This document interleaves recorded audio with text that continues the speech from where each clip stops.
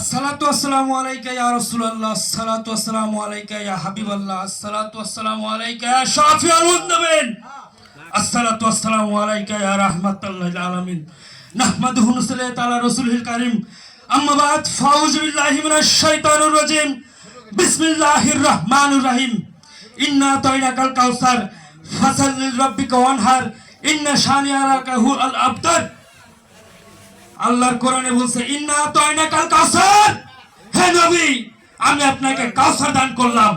ফাসাল্লি লিরাব্বিকা ওয়ানহার, এবং তার ইবাদত করো যে কাউসার দান করেছে। ইন্না শানিআকা হুয়াল আবতার।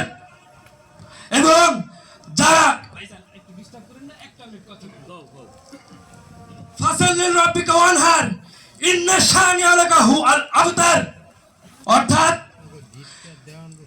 মক্কার কিছু মানুষ কাফের, তারা বলতেছে নবী আপনি নির্বংশ।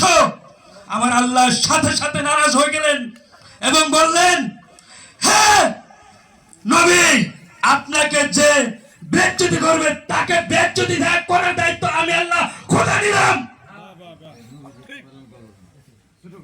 যাই হোক, তো এইখানে আল্লাহ বলতেছেন, হে নবী যে আপনাকে ওরে বাবা রে খানা বাবা একটা মিনিট খানা একটা মিনিট বাবা আবে কই হ্যাঁ কোথায় সাল্লাম নবী যে এখানে বলল হ্যাঁ শান্তে হেই নবী বললেন, যে আল্লাহ বললেন হে নবী যারা আপনাকে নির্বংশ বলছে, যারা আপনাকে বলতেছে আপনার উত্তরসূরিধিকারী নাই, নিশ্চয়ই তারা নির্বংশ, তাদের কোনো উত্তরসূরিধিকারী নাই। তো তার প্রমাণ কি? আজকের এই খাজার দরবার, আজকের এই করিম পাগলা বাবাজান কেবলা আমার, ওনারে আমি নানা ডাকি, কিন্তু এস এস এস। তবে আমি এখানে একটা কথা না বলে পারলাম না, না দাঁড়াতে পারলাম না। আমি ওখানে বসা ছিলাম, দাঁড়াইলাম কেন? কারণ এইখানে নবীর আশেকান, নবীর বিভিন্ন দরবারের আশেকান আছেন এবং সারা বিশ্বে, শুধুমাত্র বাংলাদেশ নয়, সারা বিশ্বে এই নবীর আশেকান, নবীর আওলাদ, নবীর যত সব নবীর আশেকান, সব জায়গায় নবীর দুরূদ চলতেছে, মাহফিল চলতেছে। নবী কিভাবে নির্বংশ হলো আজকে দেখছেন? কোথাও ইয়াজিদের দেখছেন আম্মাজান, ইয়াজিদের কোনো গুণগান আছে? আবু জাহেল, আবু লাহাবের কোনো গুণগান আছে? নাই। আমার খাজা বাবার গুণগান আছে, কারণ খাজা বাবার নবীর আওলাদ। তো বিশেষ কথা আমি এখনই শেষ করব। এই কথাটা বলার জন্য দাঁড়াইলাম যে এই কথাটা বলার জন্যই দাঁড়াইলাম যে এই নবীর গুণগান, নবীর গুণগান শুনতে আইসা, বলতে আইসা আমরা যদি এমন কোনো অশ্লীলতা করি, এমন কোনো অপ্রীতিকর ঘটনা ঘটাই, সেটা আমাদের জন্য লজ্জা। এবং সেই সেই দয়ালের দরবারে এসে যদি বেয়াদবি হয়ে যায় গো বাবারা, খোদার কসম এর কোনো প্রায়শ্চিত্ত করে কেউ কুল কিনারা করতে পারবেন না। এহকাল পরকাল সব শেষ।